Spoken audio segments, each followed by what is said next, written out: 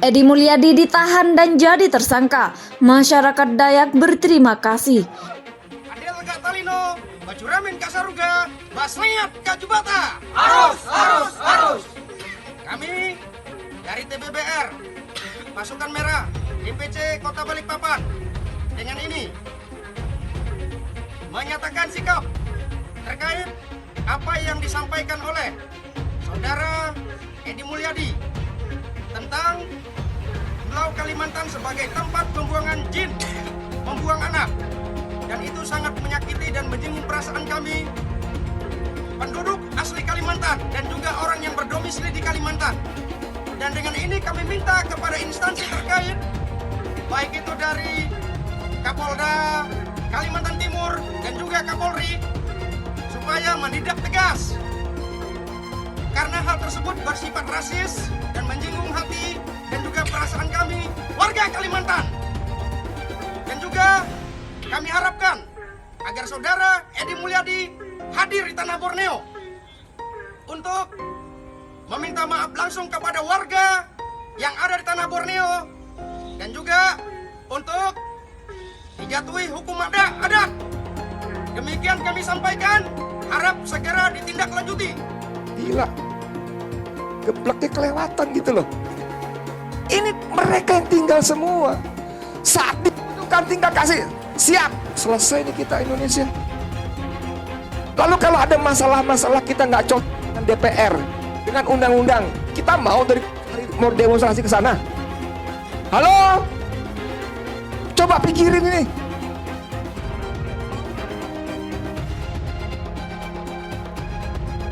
JPNN.com Jakarta. Juru bicara Aliansi Borneo Bersatu Rahmat Nasution Hamka merespon penetapan status tersangka dan penahanan terhadap Edi Mulyadi.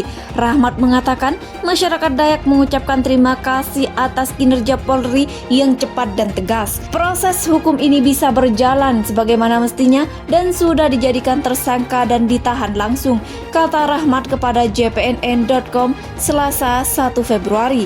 Dia juga menyebut penahanan tersebut sudah merespon pada tuntutan dan aspirasi masyarakat Dayak, pada khususnya warga Kalimantan di Pulau Borneo pada umumnya. Bareskrim Polri sendiri telah resmi menetapkan YouTuber Edi Mulyadi sebagai tersangka ujaran kebencian bermuatan suku, agama, ras, dan antar golongan atau SARA tentang jin buang anak pada hari Senin 31 Januari. Penyidik Bareskrim Polri juga langsung menahan Edi Mulyadi untuk 20 hari ke depan. Setelah diperiksa sebagai tersangka dari penyidik pukul 18.30 waktu Indonesia Barat untuk kepentingan penyidikan perkara dimaksud, maka terhadap saudara EM penyidik melakukan penangkapan dan dilanjutkan penahanan, kata Kepala Biro Penerangan Masyarakat Divisi Humas Masyarakat Polri Brigadir Jenderal Ahmad Ramadan di Markas Besar Polri pada hari Senin 31 Januari. Edi Mulyadi sendiri terancam hukuman penjara di atas 10 tahun akibat pernyataannya tersebut. Masyarakat Dayak berterima kasih atas penetapan status tersangka dan penahanan terhadap Edi Mulyadi. Gala Media. Pengamat komunikasi politik Universitas Esa Unggul M. Jamiluddin Ritonga menyoroti kasus yang melibatkan Edi Mulyadi dan Artria Dahlan. Menurut Jamiluddin, ada kesan perbedaan penangkap. Menurut Jamiluddin, ada kesan perbedaan penegakan hukum dalam kasus yang dialami Edi dan Artria. Sama-sama diduga melakukan ujaran kebencian dengan unsur suku, agama, ras, dan antar golongan atau SARA. Politikus PDIP Artria tak kunjung diproses. Sementara wartawan senior Edi sudah ditetapkan menjadi tersangka dan ditahan selama 20 hari ke depan. Polisi terlihat begitu cepat merespon kasus Edi Mulyadi, sementara kasus Artria Dahlan terkesan belum ditangani, ujarnya pada wartawan Selasa 1 Februari 2022. Padahal dia melihat waktu laporan masyarakat ke Artria masuk lebih dahulu daripada laporan Edi.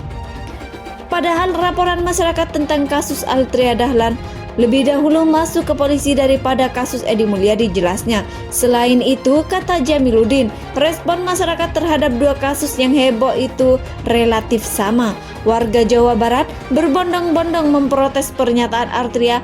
Hal yang sama juga terlihat dari protes warga Kalimantan terhadap pernyataan Edi. Oleh karena itu, pengamat politik itu mengusulkan agar kasus Artria juga segera diproses oleh pihak berwajib. Jadi, demi tegaknya hukum, sepatutnya kasus Artria Dahlan juga segera diproses polisi. Dengan begitu, masyarakat tidak melihat adanya perlakuan hukum yang berbeda terhadap setiap warga negara, tegasnya. Dia juga tahu bahwa status Artria sebagai anggota DPR RI menghambat proses hukum yang ada. Untuk memeriksa anggota DPR RI, kata dia, memang membutuhkan izin presiden. Bila memang seperti itu, lanjut Jamiluddin, sebaiknya polisi menyampaikan ke masyarakat kalau memang itu yang terjadi penyebabnya. Kalau memang itu yang menjadi penyebabnya.